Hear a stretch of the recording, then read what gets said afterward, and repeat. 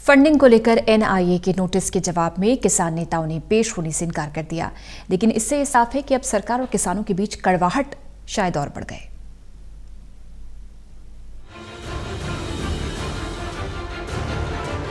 किसान आंदोलन को अब करीब 50 से ज्यादा दिन गुजर चुके हैं और सरकार से नौवे दौर की बातचीत भी हो चुकी है, लेकिन अभी तक कोई नतीजा नहीं निकल सका है।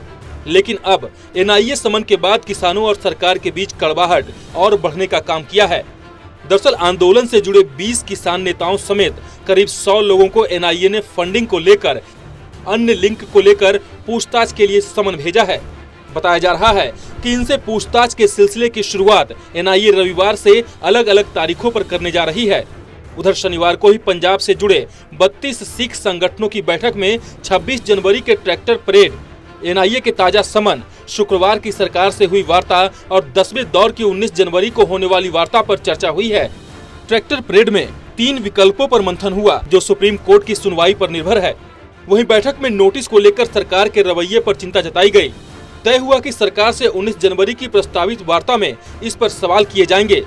बताया जा रहा है कि पिछली बैठक में भी आंदोलनकारी किसानों और समर्थकों पर दमन के खिलाफ सरकार के सामने विरोध जताया गया था। तब सरकार से भरोसा मिला था, लेकिन उसके बाद भी एनआईए की तरफ से समन भेजे जा रहे हैं। वहीं दूसरी तरफ एनआईए के नोटिस से यूपी गेट पर पिछले 50 दिन से आंदोलन पर बैठे किसान खासे नाराज दिख रहे हैं। तरह से वो आरोप लगा रहे हैं कि ये फंडिंग कहाँ से आती है। हम तो किसान हैं, हम पूरे देश को खाना खिला सकते हैं, उनका पेट भर सकते हैं, तो हम लोग अपने खाने के लिए व्यवस्था तो ला ही सकते हैं। तो हम लोग अपने खाने पीने के लिए व्यवस्था लाए हैं। और जो ये एजेंसी एनआईए है, मैं उससे भी रिक्वेस्ट करूँगा, निवेदन करूँगा कि वो जांच निष्पक्ष करे, सरकार के पैरेलल खड़ी होकर जांच ना करे, क्योंकि हमें अब विश्वास नहीं है कि न्यायपालिका और कोई भी जांच एजेंसी वो किसानों का हक लेगी। वो तो हमें लगता है कि राजनीति कर रही है और वो सरकार के साथ खड़ी है, तो हम इसको सरासर गलत मानते हैं और लंगर करने की कोशिश कर रहे हैं कि सरकार धीरे धीरे जो है किसान जो है यहाँ से ऊब करके भाग जाएंगे। लेकिन ये डराने धमकाने से किसान डरेगा नहीं और ये रोज बरोज भीड़ बढ़ती चली जा रही है। 1000, 2000, 4000 इस गाजीपुर बॉर्डर पर रोज जो है ये भीड़ बढ़ती चली आ रही है।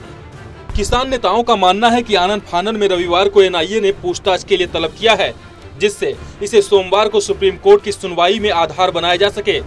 इसी आधार पर सरकार सुप्रीम कोर्ट में खालिस्तान की घुसपैठ का हलफनामा दाखिल कर सकती है। बूटा सिंह बुर्जगिल का मानना है कि सरकार और एनआईए की नोटिस के आधार पर सुप्रीम कोर्ट नोटिस देकर पक्ष जान सकता है।